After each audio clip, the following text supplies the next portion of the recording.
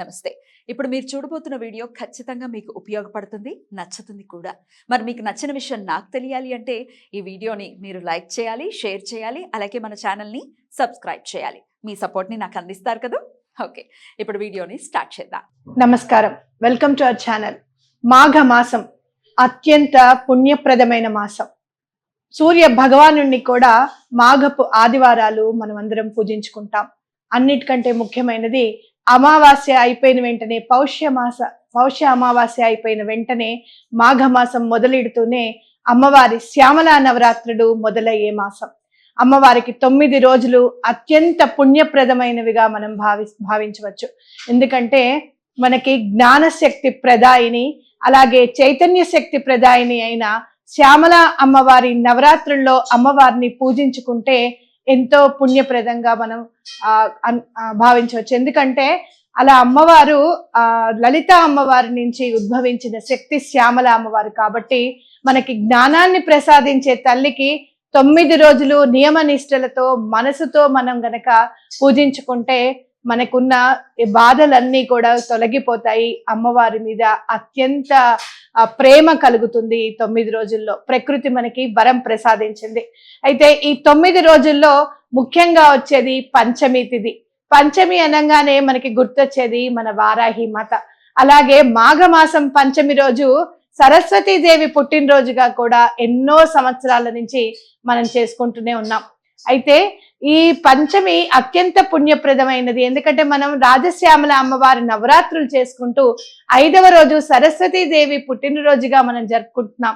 ఆ రోజు ప్రత్యేకంగా ఎవరైనా గోత్రనామాలు ఇవ్వాలనుకుంటే, అంటే ఈ 9 రోజులకి మనం గోత్రనామాలు తీసుకున్నాము, ఒకవేళ గనక మీరు ఆ ఒక్క రోజే చదివించుకోవాలి గోత్రనామాలు అనుకుంటే కింద స్క్రోల్ అయ్యే నెంబర్స్ కి తప్పకుండా కాంటాక్ట్ చేయండి.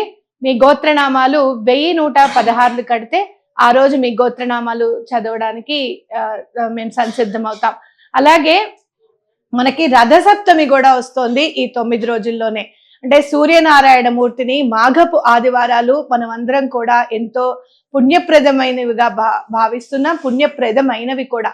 సూర్యనారాయణ మూర్తిని మనం చక్కగా పూజించుకుంటాం. అరసవెల్లి సూర్యనారాయణ స్వామి పాదాల పైన ఆ సూర్య కిరణాలు ప్రసరించే రోజు కూడా రథసప్తమి రోజే. కాబట్టి ఆ రోజు కూడా మీరు గోత్రనామాలు చదివించదలుచుకుంటే గనక కింద స్క్రోల్ అయ్యే నెంబర్స్ కి తప్పకుండా కాల్ చేయండి. తప్పకుండా ఈ అవకాశాన్ని సద్వినియోగపరచుకోండి. అయితే మనం అమావాస్య తర్వాత వచ్చే పంచమి తిథి నాడు సరస్వతి అమ్మవారి పుట్టినరోజు కదా. ఆ తిథి నాడు మనం ఏం పూజ చేసుకోవాలి అనుకుంటే కనుక మీరందరూ సరస్వతి కవచం చదువుకోండి. రోజు మనం ఎలాగో శ్యామల అమ్మవారిది దండకం చదువుకుంటున్నాం, శ్యామల అమ్మవారి షోడశ నామాలు కూడా చదువుకుంటున్నాం. దాంతో పాటు అమ్మవారి సరస్వతి కవచం కూడా చదువుకోండి. సరస్వతి కవచంలో మీకు ఎంత బాగుంటుందంటే, నన్ను పూర్తిగా రక్షించమ్మా, నన్ను ఎటువంటి అపాయాలు కానివ్వు, లేకపోతే నేను ఎటువంటి చెడుదారులు కానివ్వు వెళ్ళకుండా చూడు, నన్ను 4 వైపులా 4 దిక్కులా నువ్వే రక్షించాలి. అలాగే కళ్ళు కానివ్వు, జిహ్వ కానివ్వు, లేకపోతే చర్మం కానివ్వు, ఇవన్నీ కూడా ఆ కవచంలో అన్ని అమ్మవారికి చెప్తూ ఉంటాం అనమాట. నన్ను ఈ రకంగా రక్షించు, నన్ను ఈ విధంగా రక్షించు, అగ్ని నుంచి రక్షించు, అలాగే పంచభూతాల నుంచి కూడా అవి ప్రకోపించకుండా కూడా చూడు తల్లి అని చెప్పి అమ్మవారిని మనం వేడుకుంటాం అన్నమాట. కాబట్టి సరస్వతి కవచం చదవండి. మరి రథసప్తమి నాడు ఏం చదువుకోవాలి అనుకుంటే గనక ఆ శ్రీరామచంద్రమూర్తికే మార్గదర్శకమైన ఆదిత్య హృదయం చదువుకుందాం. అగస్త్యుడు శ్రీరామచంద్రుల వారికి ఉపదేశించారు అంటే శ్రీరామచంద్రమూర్తికి ఆదిత్య హృదయం తెలియదని కాదు. ఎందుకు చెప్పారు? మనందరికీ కూడా అర్థం అవ్వాలి అని చెప్పి ఆ శ్రీరామచంద్రమూర్తికే ఆదిత్య హృదయం మార్గదర్శకమైంది. ఏం చెయ్యాలో అనే ఆలోచన స్ఫురణ కలిగించింది. కాబట్టి ఆదిత్య హృదయం చదువుకుందాం. అలాగే సూర్యాష్టకం కూడా చదువుకోవచ్చు.